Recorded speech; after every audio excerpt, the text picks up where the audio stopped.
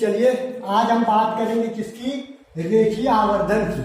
चलिए देखा जाए रेखीय आवर्धन किसे कहते हैं, तो कहा जाता है कि किसी दर्पण के मुख्य अक्ष के लंबवत रखी प्रतिबिंब की लंबाई तथा वस्तु के लंबाई के अनुपात को रेखीय आवर्धन कहते हैं तथा इसे स्मॉल एम अक्षर से प्रदर्शित किया जाता है।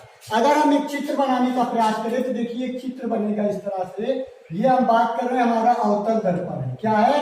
अवतल दर्पण है। इसका नाम दे रहे हैं M1 और M2 और ये बीच में एक बिंदु है, इसको हम ध्रुव बोल दे रहे हैं। और ये आपका मुख्य अक्ष है। क्या है? मुख्य अक्ष है। इसका नाम हम रख दे रहे हैं यहाँ पे C और ये P हो जाएगा। यहाँ से एक वस्तु को छोड़ा गया है, जाएगा यहाँ टकराएगा तो ये मुख्य फोकस हो जाएगा। एक यहाँ से छोड़ेंगे, ये वक्रता केंद्र है आपका, ठीक है, यहाँ पे वस्तु बनेगा। चलिए अगर हम बात करें तो कहा जा रहा है ये AB है, इसको हम लिख दे रहे हैं AB और इसको लिख दे रहे हैं A', ठीक है ना। तो कहा जा रहा है कि मुख्य अक्ष के लंबवत, ये आपका क्या है, मुख्य अक्ष है, ठीक है ना। मुख्य अक्ष के लंबवत रखी प्रतिबिंब की लंबाई, ये आपकी प्रतिबिंब की लंबाई है और ये क्या है, वस्तु की लंबाई है। अर्थात मुख्य अक्ष के लंबवत रखी प्रतिबिंब की लंबाई तथा वस्तु के लंबाई के अनुपात को ही क्या कहते हैं, रेखीय आवर्धन कहते हैं। इसको किस अक्षर से दिखाया जाता है, स्मॉल एम से। स्मॉल एम इक्वल टू हो जाएगा I/O, ठीक है ना। अच्छा I/O क्या है, I फॉर इमेज होता है और इमेज मतलब होता है प्रतिबिंब। क्या होता है, प्रतिबिंब। इसका मतलब I हो जाएगा प्रतिबिंब की लंबाई, प्रतिबिंब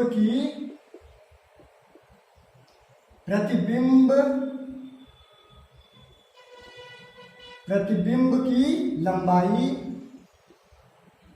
और O फॉर होता है ऑब्जेक्ट। ऑब्जेक्ट मतलब क्या होता है, वस्तु, ठीक है ना। तो ये हो जाएगा वस्तु की लंबाई, वस्तु की लंबाई। तो आपका आवर्धन क्या बनेगा, रेखीय आवर्धन। कहा जाता है कि किसी भी दर्पण या उत्तल या अवतल उसके मुख्य अक्ष के लंबवत, ठीक है ना, प्रतिबिंब की लंबाई मतलब I और वस्तु की लंबाई मतलब O के अनुपात को, अर्थात प्रतिबिंब की लंबाई तथा वस्तु के लंबाई के अनुपात को क्या कहते हैं, रेखीय आवर्धन कहते हैं। इसका मतलब रेखीय आवर्धन M बराबर क्या हो जाएगा, I/O हो जाएगा, ठीक है। इतनी बात समझ में आ गई आप लोगों को। अच्छा इसको और इस तरह लिखा जाता है, M बराबर लिखा जाता है I/O बराबर -B/U लिखा जाता है, ठीक है ना। ये -B और U क्या है, तो हम बात करेंगे प्रतिबिंब से ध्रुव की बीच की दूरी को प्रतिबिंब की दूरी बोली जाती है, जिसको B से दिखाया जाता है। और जहां पे वस्तु रखी जाती है वहां से ध्रुव के बीच की दूरी को क्या दिखाया जाता है, U दिखाया जाता है। और जो दर्पण के सामने रखे जाते हैं इस तरफ तो माइनस लगा दिया जाता है। लेकिन यहाँ पे अगर हम रेखीय आवर्धन की बात करें, किसकी बात करें, रेखीय आवर्धन की, तो नंबर 1 हम कहेंगे यदि प्रतिबिंब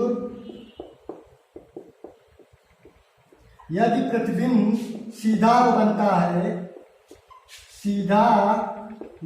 है तो रेखीय आवर्धन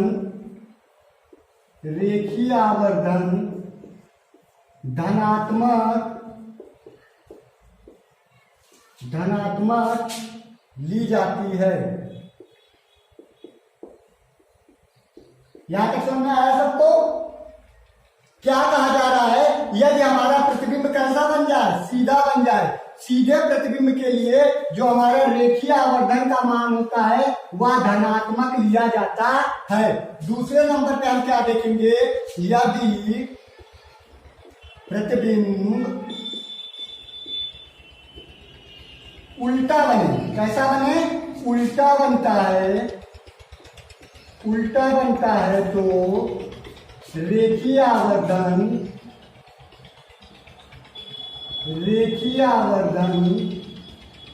ऋणात्मक लिया जाता है, ऋणात्मक ली जाती है। चलिए फटाक से आप लोग इसको कैप्चर करिएगा और जल्दी से नोट करिए, जल्दी करिए फटाक से। चलिए स्क्रीनशॉट ले लीजिएगा रोक करके, क्या था यहाँ पे। अगर हम बात करें रेखीय वर्धन किसे कहते हैं, तो निचोड़ में हम क्या कहेंगे कि मुख्य अक्ष के लंबवत रखी गई प्रतिबिंब की लंबाई तथा वस्तु के लंबाई के अनुपात को, ठीक है ना, अर्थात प्रतिबिंब की लंबाई तथा वस्तु की लंबाई, मतलब आई और ओ के अनुपात को क्या कहते हैं, रेखीय आवर्धन कहते हैं। तो यम बराबर आई अपान ओ बराबर माइनस बी अपान यू। अच्छा, ये माइनस प्लस की जो बात करेंगे यम में, कहा जाता है यदि प्रतिबिंब सीधा ले लेते हैं तो रेखीय आवर्धन का जो मान होता है वो धनात्मक होता है। यदि प्रतिबिंब कैसा बनता है, उल्टा बनता है, तो रेखीय आवर्धन का मान ऋणात्मक हो जाता है। सबको समझ में आ गया? चलिए आगे बढ़े। चलिए अगला स्टेप आपका क्या बनेगा, इसको रोक करके स्क्रीनशॉट लेकर के आप लोग लिख लीजिएगा। बहुत मोस्ट टॉपिक है रेखीय आवर्धन।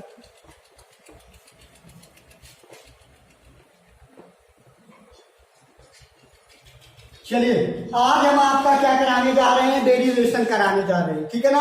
आपका डेरिवेशन क्या है, यहां देखिएगा,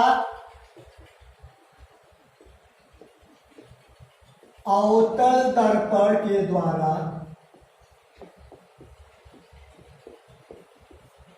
वन अपान एफ बराबर 1/v प्लस 1/u का व्यंजक प्राप्त करना।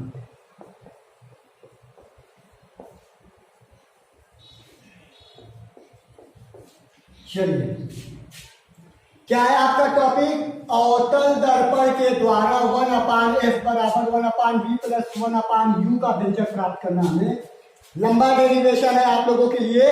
आपको क्या करना है, एक एक स्टेप जो समझाएंगे ध्यान से समझते चलना है, ठीक है ना। देखिए कैसे कैसे लगेगा। हम क्या करेंगे, एक चित्र बनाएंगे पहले, ठीक है ना। चित्र आपका क्या रहेगा, एक अवतल दर्पण बनाएंगे। चलिए हम यहां पे बना ले रहे हैं आपका एक चित्र।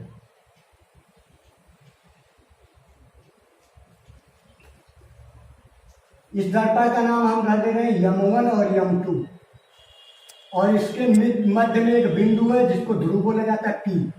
फिर यहाँ पे हम क्या करेंगे, ऐसे सीधे मुख्य अक्ष खींचेंगे, ठीक है ना। और जब यहाँ पे मुख्य अक्ष खींचेंगे तो यहाँ से हम एक वस्तु रखेंगे, और वस्तु के रखने के बाद यह क्या करता है, मुख्य अक्ष के समानांतर चलता है। तो मुख्य अक्ष के समानांतर चल रहा है तो कहाँ पे टकराएगा, दर्पण पे टकराएगा, और टकरा करके परावर्तित होगा, और परावर्तित होकर के मुख्य अक्ष को जहाँ पे काटेगा मुख्य फोकस हो जाएगा। एक किरण को हम यहाँ से छोड़ेंगे और ये यहाँ पे आएगा, ठीक है। और यहाँ पे इसका क्या बनेगा, इस वस्तु का प्रतिबिंब बन जाएगा।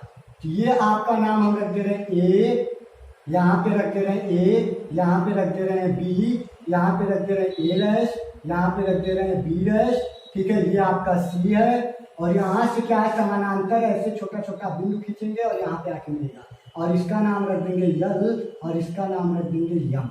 चलिए यहाँ तक चित्र सबको समझ में आया। फिर से एक बात समझा दे रहे हैं, चित्र क्या है, एक अवतल दर्पण है, ठीक है। चलिए तो देखा जाए क्या हो रहा है आप लोगों का, ठीक है। एक अवतल दर्पण है, यम1 और यम2 नाम दिया गया। दर्पण के मध्य में एक बिंदु होता है जिसको ध्रुव बोला जाता है, ये देखिए P है, ठीक है।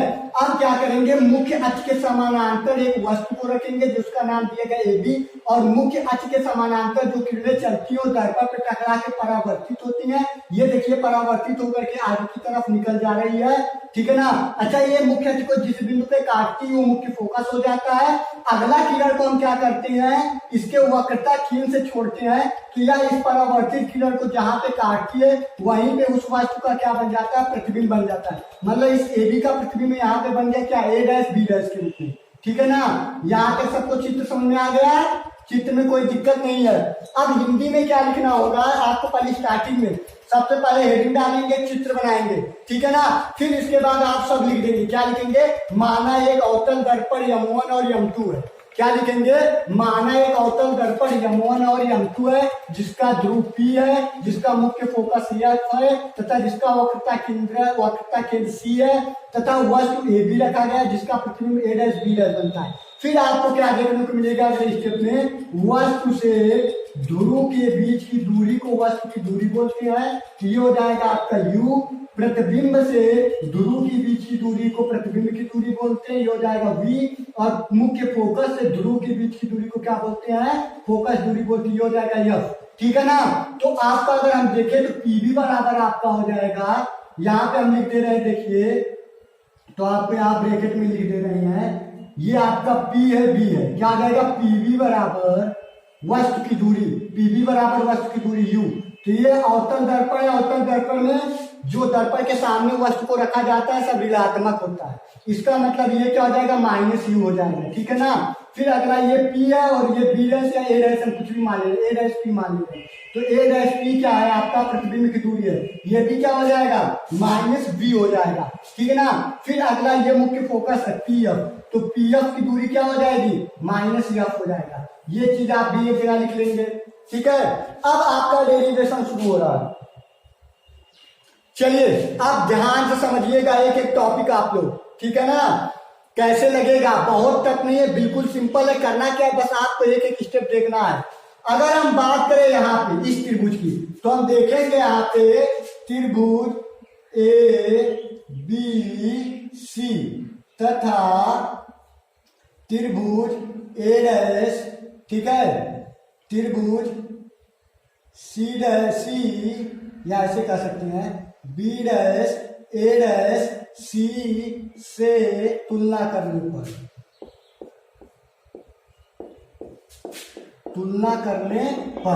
ठीक है ना।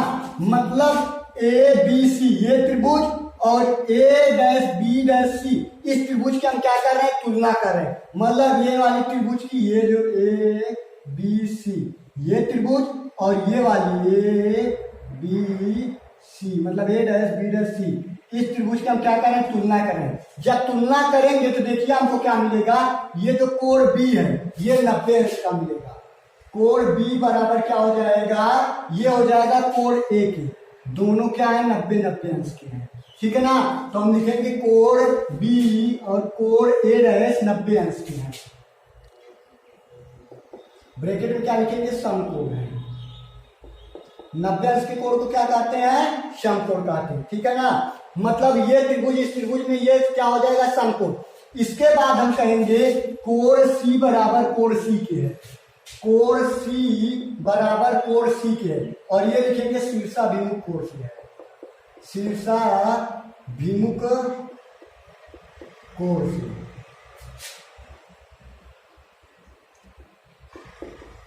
चलिए शीर्षाभिमुख कोण से। अच्छा, शीर्षाभिमुख कोण किसे कहते हैं, जब एक रेखा है और उस रेखा कहीं पे वो क्या करती है, प्रतिच्छेदित करती है, तो प्रतिच्छेदित बिंदुओं के बीच बने शीर्षों पर कोण ही क्या कहलाता है, शीर्षाभिमुख कोण कहलाता है। जैसे ये यहाँ पे प्रतिच्छेदित किया तो ये कोण और ये कोण शीर्षाभिमुख कोण, ये कोण और ये कोण कौन सा कोण, शीर्षाभिमुख कोण। मतलब प्रतिच्छेदन बिंदु के जो शीर्ष पे बनने वाला कोण होगा वह कोण क्या कहलाएगा, शीर्षाभिमुख कोण कहलाता है। तो यहाँ पे अगर हम जिक्र करें इस चित्र में, तो हम देखिए यहाँ पे ये प्रतिच्छेदित कर रहा है, यहाँ पे काट रहा है कहीं ना, तो इसके शीर्ष पे देखिए ये बन रहा है कोण और ये कोण, दोनों कोण क्या हो जाएंगे, शीर्षाभिमुख कोण, और दोनों कोण इक्वल आपस में क्या हो जाएंगे, बराबर।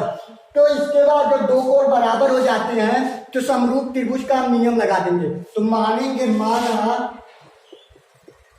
माना त्रिभुज ABC तथा त्रिभुज B dash A dash C समरूप त्रिभुज है, समरूप त्रिभुज है। समरूप त्रिभुज का क्या नियम होता है, दो भुजा एक कोण बराबर कर लीजिए, दो कोण एक भुजा बराबर, ठीक है। ऐसे तमाम चीजें जिनको हम क्या करते हैं, समरूप त्रिभुज में तुलना करके दो त्रिभुजों को बता देते हैं कैसा त्रिभुज होता है, समरूप त्रिभुज। तो इन दोनों को हम समरूप क्यों बता दिए हैं, क्योंकि देखिए इसमें दो कोण बराबर हो गए हैं, ये कोण इस कोण के बराबर, ये कोण इस कोण के, मतलब दोनों त्रिभुज में दो कोण हम बराबर करके मान ले रहे हैं कि त्रिभुज कैसा होगा, समरूप त्रिभुज होगा। अच्छा, जब ये समरूप त्रिभुज होगा तो समरूप त्रिभुज का नियम होता है, ये जो आपकी लंब है दोनों अनुपात में, इन दोनों आधार के अनुपात के बराबर हो जाती है, तब आपका हो जाएगा, तब AB बटे ए डैश बी डैश बराबर बी सी बटे ए डैश सी। इसको हम मान लेंगे समीकरण नंबर 1। चलिए, मतलब ये वाली भुजा और ये वाली भुजा का अनुपात बराबर किसके हो जाएगा? इस वाली भुजा के अनुपात के बराबर हो जाएगा। ठीक है ना? तो यहाँ पे समरूप त्रिभुज मान के हमने यहाँ पर सिद्ध कर लिया। चलिए यहाँ तक नोट कर लीजिए फटाफट। अगले स्टेप में अब हम बात करें, तब हम अगला त्रिभुज इस त्रिभुज की तुलना करेंगे इस त्रिभुज से। तब लिखेंगे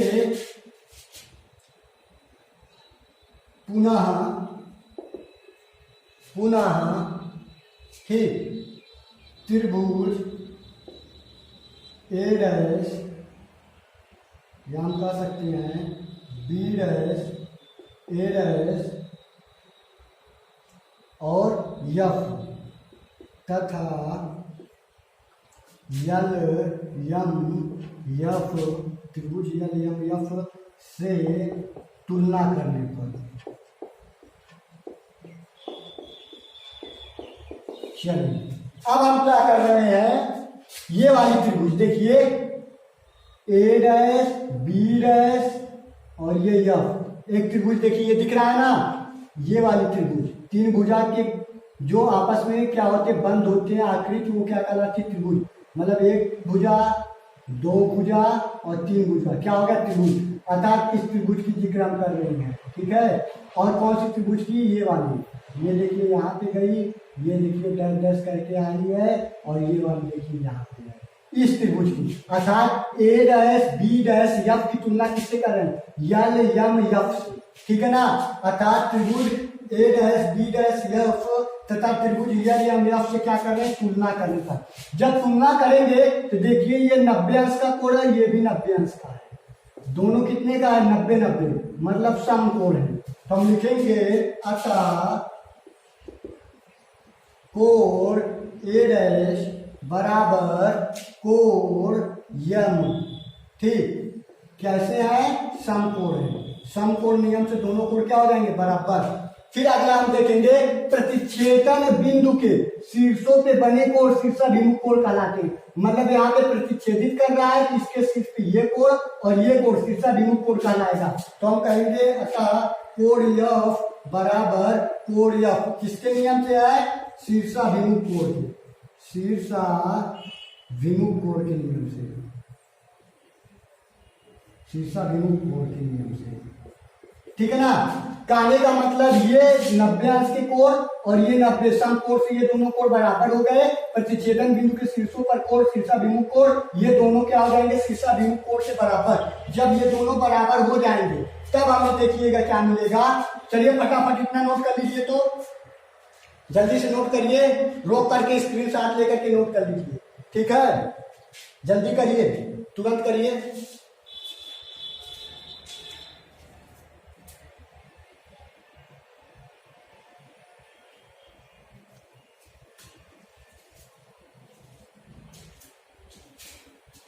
चलिए, ऊपर का ये आप क्या करिएगा? स्क्रीनशॉट ले लीजिएगा। ठीक है ना? ऊपर का ये वाला हम मिटा दे रहे, पहला समीकरण आप रोक करके स्क्रीनशॉट करके नोट कर लीजिएगा।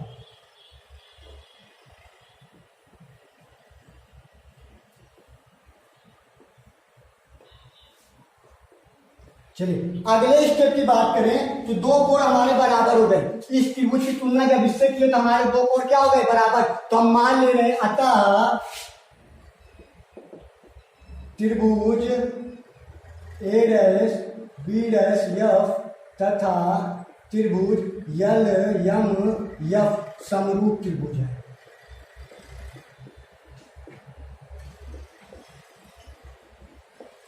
कैसे त्रिभुज है? समरूप त्रिभुज है। चलिए, जब समरूप त्रिभुज होंगे तो इनके लंब का अनुपात तथा आधार के अनुपात के बराबर हो जाएगा।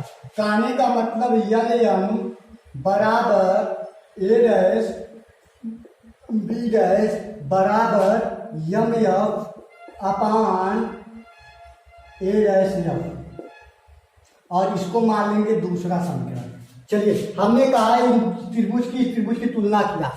जब हमने तुलना किया कि ये 90 अंश का हो गया और ये 90 अंश का, ये शीर्ष अभिमुख कोण से दोनों कोण बराबर हो गए, तो हमने क्या दिया वहीं पे यह कोण कैसा होगा, शीर्ष अभिमुख कोण, सॉरी ये शीर्ष अभिमुख कोण हो गया। जब दो कोण बराबर हो गए तो हमने मान लिया कि माना ये त्रिभुज ए डैश बी डैश एफ तथा यल यम एफ ये दोनों त्रिभुज समरूप त्रिभुज हो गए, और जैसे ही समरूप होंगे तो इनके लंबों का अनुपात मतलब यल यम बटे ए डैश बी डैश तथा ये आधार यम एफ, ठीक है, और बटे किसके हो जाएगा ए डैश बी के, दोनों के आधार क्या हो जाएंगे, अनुपात में बराबर हो जाएंगे, और जैसे बराबर हो जाएंगे इसको हमने समीकरण कौन मान लिया 2, ठीक है ना। तो एक चीज हमें देखिए यहाँ से और चीज देखने को मिलेगा, आप यहाँ से ज्वाइन करते चले, ठीक है। तो ये आपका ए बी बराबर हो जाएगा यल यम एफ यम यल यम, ठीक है ना। ये ए बी बराबर क्या हो जाएगा यल यम, क्यों, क्योंकि अभी हमने कहा है मुख्य अक्ष के समानांतर किरण को छोड़ते हैं।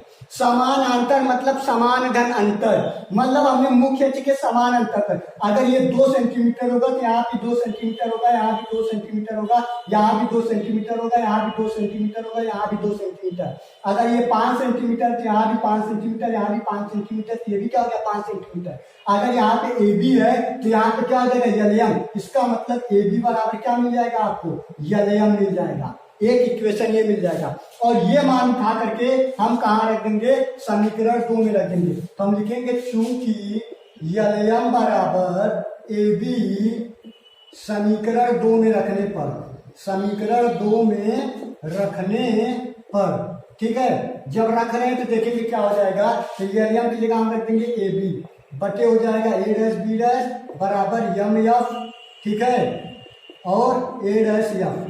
यहाँ तक सबको समझ में आया, यहाँ तक किसी को कोई दिक्कत तो नहीं हुई होगी, ठीक है ना। अब ये हम मान लेंगे समीकरण 3, क्या मान लेंगे, समीकरण 3। अब हम क्या करेंगे, समीकरण 1 व समीकरण 3 से तुलना करने पर, समीकरण 1 व समीकरण 3 से तुलना करने पर, तुलना करने पर, चलिए समीकरण 1 और समीकरण 3 से तुलना करें।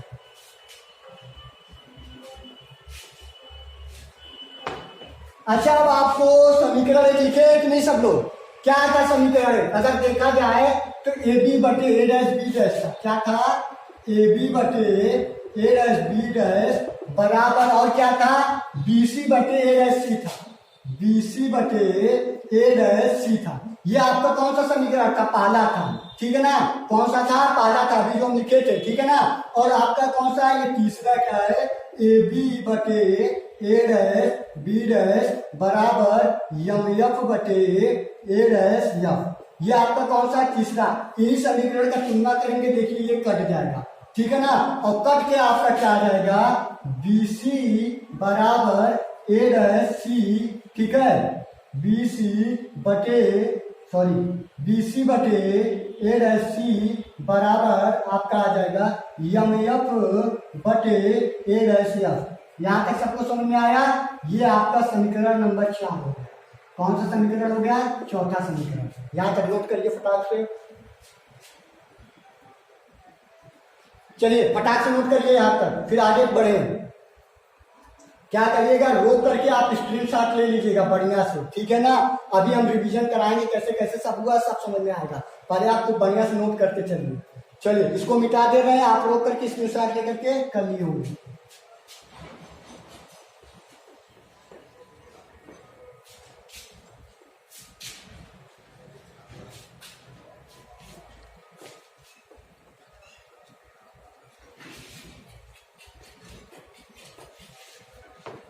चलिए चौथा समीकरण क्या आपका है, बी सी बटे ए डैश सी बराबर यम एफ बटे ए डैश एफ, ठीक है ना। यही चौथा समीकरण था आपका। चलिए इसी में सबका मान उठा के रखेंगे, ध्यान से देखिएगा। अब यहाँ से आपको बहुत बढ़िया से समझने की जरूरत है, ठीक है। अब देखा जाए तो BC हमें निकालना, BC की दूरी, तो BC यही है ना, तो हम क्या करेंगे, इतने में से इतने को घटा देंगे। मतलब अगर हम यहाँ तक बात करें ये 10 है, यहाँ से यहाँ तक की बात करें क्या है, 10 सेंटीमीटर है, ठीक है ना, 10 सेंटीमीटर है। और यहाँ तक कितना है, 7 सेंटीमीटर, यहाँ से यहाँ तक कितना है 7 सेंटीमीटर और हमने ये दूरी निकाली। चलिए फटाक से बताइए क्या करेंगे। यहाँ से यहाँ तक 10 है और यहाँ से यहाँ तक 7 है, तो आप क्या करेंगे, डायरेक्ट करेंगे। 10 माइनस 7 बराबर क्या करेंगे 3। क्या किए, यहाँ से यहाँ तक घटा दिए। यहाँ पे अंक तो था नहीं, यहाँ पे अंक नहीं है बल्कि भुजा है। क्या दिया गया है, भुजा। तो हम डायरेक्ट भुजा का मान रख दे रहे हैं। तब आपकी देखिए भुजा क्या हो जाएगी, पीबी हो जाएगा, पीबी माइनस क्या घटा रहे हैं, पीसी को घटा रहे हैं, पीबी माइनस पीसी। अब ए डैश सी निकालना है, हमें ये भुजा निकालनी इतनी दूर की, तो इतने में से इतने को घटा देंगे, मतलब इतने में से इतने को घटा देंगे तो हमें ये वाली दूरी मिल जाएगी। तो आपका इतना क्या है, पहला पीसी है, याद रखिएगा। यहां से पीसी माइनस ए डैश, ठीक है, पी हो जाएगा बराबर यम एफ की। अगर हम जिक्र करें ये यम एफ की, तो अगर हम द्वारक छोटा लिखे, यहाँ पे लिखे अगर द्वारक छोटा हो, अगर द्वारक छोटा हो तो यम बराबर ठीक पी हो जाएगा। यम बराबर क्या हो जाएगा, पी। एक नियम ये है। अच्छा द्वारक छोटा देखिए, छोटा सा, अगर इतना बड़ा हम दर्पण बना दें और यहाँ पे छोड़ेंगे, ठीक है ना, इतना बड़ा हम दर्पण बना दिए, यहाँ मुख्य अक्ष बना दिए, ये वस्तु को ले जाके तब छोड़ेंगे तो यहाँ बन गया, और छोटा बना दिए एकदम आ गया। एक ऐसी स्थिति आएगी, ये जो यम है कहाँ पे चला जाएगा, पी के बराबर। तो हम लिख देंगे यम बराबर क्या लिखेंगे, पी। यम बराबर क्या लिख देंगे, पी। मतलब द्वारक छोटा होने के कारण द्वारक क्या हो जाएगा, जितना छोटा होता जाएगा ये यम खसक के कहाँ पे आ जाएगा, पी के पास आता जाएगा। तो द्वारक जब छोटा होगा तो यम बराबर क्या लिखेंगे, पी। ठीक है ना, तब यम पी हो गया तो पी एफ हो गया। तो आपका यम एफ लिखना क्या लिखेंगे, हम पी एफ लिखेंगे बटे ए डैश एफ। हमें ये दूरी निकालनी है, ये दूरी निकालनी तो A dash P minus P F कर देंगे। ठीक है, यहां तक सबको समझ में आया। फिर से एक बार रिवीजन करा दे रहे फटाफट। हमें बीसी दूरी निकालनी, इतनी दूरी निकालनी, केवल इतनी। तो इतने में से यहां से हमेशा ध्रुव को लेकर चलेंगे, ठीक है ना। तो यहाँ से ध्रुव में से और यहाँ से में से ये यहाँ तक 30 तक घटा दिए तो ये दूरी मिल गया। अब हमें ये दूरी निकालना था, तो इतने में से इतना घटा देंगे तो ये निकल जाएगा। ये दूरी निकालना है तो इतने में से इतना घटा देंगे तो ये दूरी। तो वही सब काम यहाँ पे किया गया था, ठीक है ना। चलिए आगे सबका मान रखा जाए। देखिए पीवी की जगह क्या रखा गया है, माइनस यू। पीवी की जगह क्या रखेंगे, माइनस यू। यहाँ माइनस है। पीसी क्या है, अगर हम देखें तो वक्रता केंद्र से ध्रुव के बीच की दूरी को वक्रता त्रिज्या कहती है।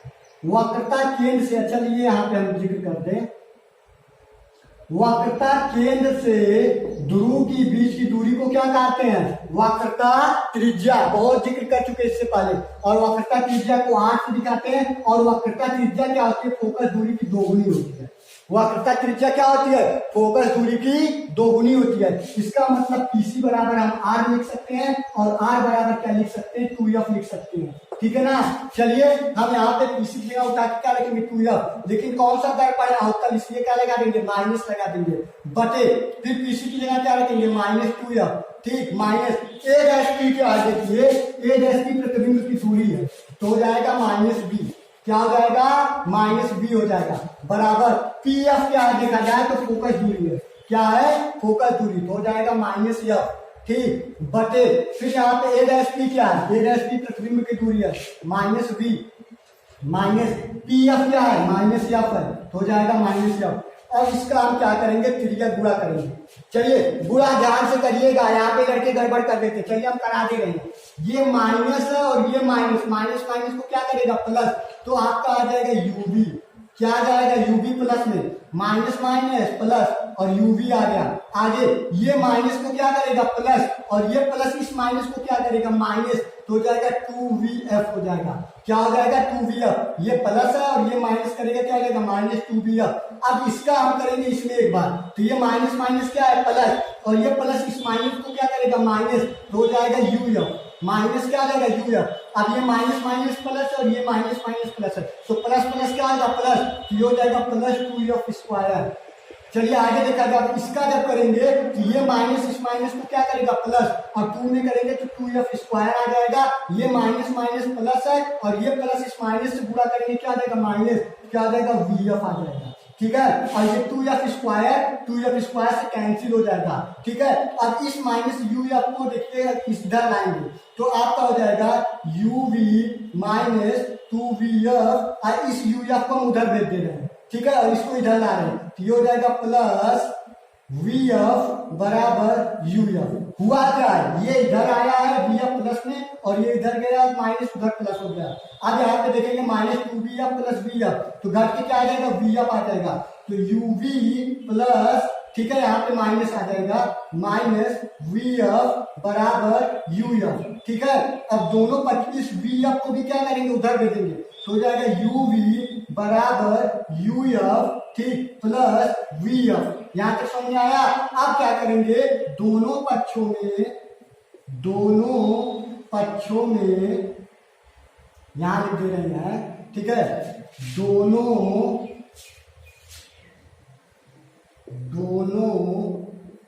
पक्षों में uvf से भाग देने पर, uvf से क्या करेंगे भाग दे देंगे, भाग देने पर। चलिए भाग देने पे देखिए क्या आता है, uvf से भाग दिया गया, uvf से भाग दिया गया, uvf से भाग दिया गया। ये uv से कट जाएगा, u से कट जाएगा, f से कट जाएगा, v से कट जाएगा, f से। तब आपका यहाँ पे देखिए uv से कट गया, क्या बचा 1/f बचा। ठीक, और यहाँ पे अगर हम बात करें तो u से कट गया, f से क्या बचा 1/v बचा, प्लस ये देखिए vf से कट गया, क्या बचा 1/u बचा। इसी का तो हमें निगमन करना था, 1/f बराबर 1/v प्लस 1/u। फटाक से नोट कर लीजिए, तो आप लोग जल्दी करिए, तुरंत नोट करिए एकदम बढ़िया से, कोई गलत ना हो।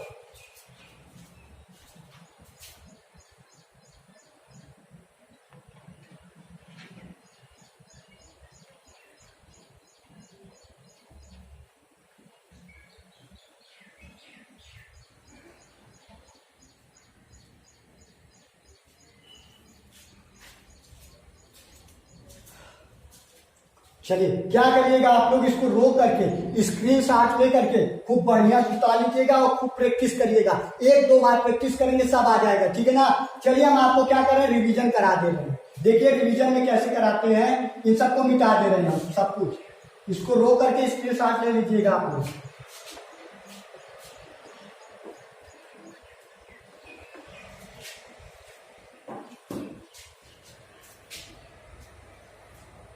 चलिए रिवीजन में आपको क्या कर रहे हैं, आपको सारी चीजें शुरू से फिर से स्टेप बाय स्टेप बताते चल रहे हैं। आप क्या करिएगा, एक जगह नोट करके रखें, केवल समझ लीजिएगा। सबसे पहले हम क्या करते हैं, सब कुछ मिटा दे रहे हैं आपके लिए, फिर से बता दे रहे हैं फटाफट। अब लिखेंगे नहीं, आपका रिवीजन करा रहे हैं, आप लोग समझ जाइएगा, लिख चुके हैं। सबसे पहले हमको चित्र बनाना होगा, तो हम क्या करेंगे एक अवतल दर्पण बनाएंगे, ऊपर पॉलिश कर देंगे और इसका नाम रखेंगे m1 और m2। ठीक है ना, इस दर्पण के मध्य में एक बिंदु रखेंगे जिसको ध्रुव बोला जाता है P, और यहाँ से क्या करेंगे मुख्य अक्ष खींच देंगे। अब क्या करेंगे मुख्य अक्ष के समानांतर क्या करेंगे एक वस्तु को रखेंगे और इसके ऊपर से एक किरण जाएगी, दर्पण पे टकराएगी तो परावर्तित होगी और मुख्य अक्ष को जहां पे काटेगी तो मुख्य फोकस हो जाएगा। अगला किरण को हम क्या करते हैं, आपका वक्रता केंद्र से छोड़ते हैं और यहाँ पे जहां पे इस परावर्तित किरण को काटी होगी क्या बना था, आपका प्रतिबिंब बना था। चलिए नाम रख दे फटाक से ए और बी। ठीक है ना, यहाँ पे नाम रख दिया हमने क्या ए बी और इसका नाम रख दिया ए डैश बी डैश। चलिए ये समानांतर था, यहाँ से एक किरण को ऐसे डैश डैश करेंगे, ला के यहाँ मिलाएंगे, क्या हो जाएगा यफ हो जाएगा। ये आपका चित्र बन गया, यहाँ तक कोई दिक्कत नहीं।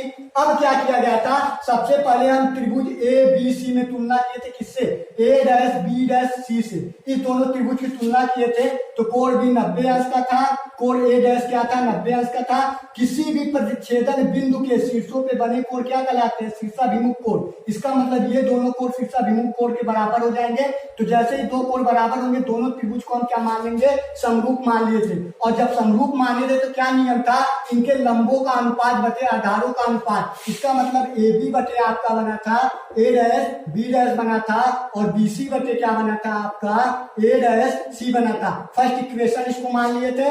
फिर हमने क्या किया था, इस त्रिभुज की तुलना अर्थात किसकी, ए डैश बी डैश एफ की तुलना किए थे किस त्रिभुज से, इसको यल माना गया था, इसको यम माना गया था। यल यम एफ की तुलना किए थे तो ये कोण 90 अंश का बना था और ये कितने अंश का बना था, 90 अंश का। किसी प्रतिच्छेदन बिंदु के शीर्षों पे बने कोण क्या होते हैं, शीर्षाभिमुख कोण। मतलब ये 90 अंश मतलब समकोण से बराबर हुआ था और ये दोनों किससे, शीर्षाभिमुख कोण थे। फिर दोनों को क्या माना गया था, समरूप माना गया था। और जैसे ही समरूप होगा तो लंबों का अनुपात बटे आधारों का अनुपात, तब आपका बना था यम बटे ए डैश बी डैश बना था और आपका क्या बना था, एम एफ बटे बना था ए डैश एफ बना था। यहाँ तक समझ में आया, इसको सेकेंड इक्वेशन माना गया था। अभी बताया गया था स्टार्टिंग में मुख्य अक्ष के समानांतर किरण को छोड़ते हैं। अगर ये 5 सेंटीमीटर होगा तो यहाँ भी 5 सेंटीमीटर, यहाँ भी 5, इसका मतलब ये भी कितना होगा, 5। मतलब आपका बनेगा ए बी बराबर यम, किसके नियम से, समानांतर पे छोड़ा गया था मुख्य अक्ष पे।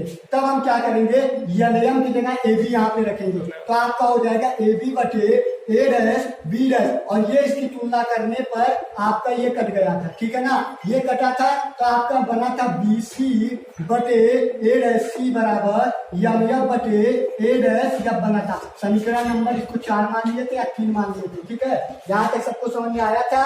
नेक्स्ट स्टेप में हमने क्या किया था, अब सबके बीच की दूरी कहा जाता है, वस्तु से ध्रुव के बीच की दूरी को, वस्तु की दूरी बोला जाता है यू, और दर्पण के सामने रखा गया है इसलिए माइनस लगाया जाता है। प्रतिबिंब से ध्रुव के बीच की दूरी को, प्रतिबिंब की दूरी क्या है, सामने रखा गया था इसलिए माइनस वी। मुख्य फोकस से ध्रुव के बीच की दूरी, फोकस दूरी माइनस एफ। चलिए सबका मान रखा जाए, ये पीबी था, हमको ये दूरी निकालनी थी। अगर माने यहाँ 10 था, यहाँ की दूरी 10 है और यहाँ तक की दूरी 7 है, ये टोटल 10 और यहाँ तक 7, और ये निकालना क्या किए थे, 10 माइनस 7। यहाँ पे अंक ना दे करके भुजा को किया गया था तो रखा गया था आपका बीसी बटे ए डैश सी में बराबर यम एफ बराबर ए डैश एफ में बीसी निकालना था। तो हमने पीवी माइनस क्या किया था, पीसी कर दिया था, मतलब इसमें से इतने को घटा दिया था, बटे हमको ए डैश सी निकालना था, इतने में से इतने को घटाया जाएगा, अर्थात पीसी माइनस ए डैश पी निकाला गया था, ठीक है, बराबर यम एफ। कहा जाएगा अगर दर्पण को हम छोटा बना दें, जितना बड़ा बनाए ये इधर पास आ जाएगा, और छोटा बनाए तो जब रखेंगे तो और पास आएगा। इतना छोटा अगर हम बनाए तो ये कहीं ना कहीं यम जाकर के किसमें मिलेगा, ध्रुव पे। द्वारा छोटा होने के कारण हमने मान लिया यम बराबर पी। चलिए जब यम बराबर पी मान लिए तो यम जगह ये पी हो जाएगा तो बन जाएगा पी एफ, ठीक है। ए डैश एफ निकालना थी, ये दूरी निकालनी थी तो इतने में से इतने को घटा दिया गया था, तो क्या हो गया था आपका A dash P minus P F, ठीक है। और सबका मान फटाफट उठा के रखा गया था और त्रिज्या गुणा करने पे आपका मेन रिजल्ट क्या आया था, अभी आपने निकाला 1/f बराबर 1/v प्लस 1/u। ये अवतल दर्पण के द्वारा क्या था, 1/f बराबर 1/v प्लस 1/u का व्यंजक प्राप्त करना था। आप लोगों को समझ में आया होगा, जहां ना समझ में आया रोक रोक करके आप क्या करिएगा, कैप्चर कर लीजिएगा, ठीक है।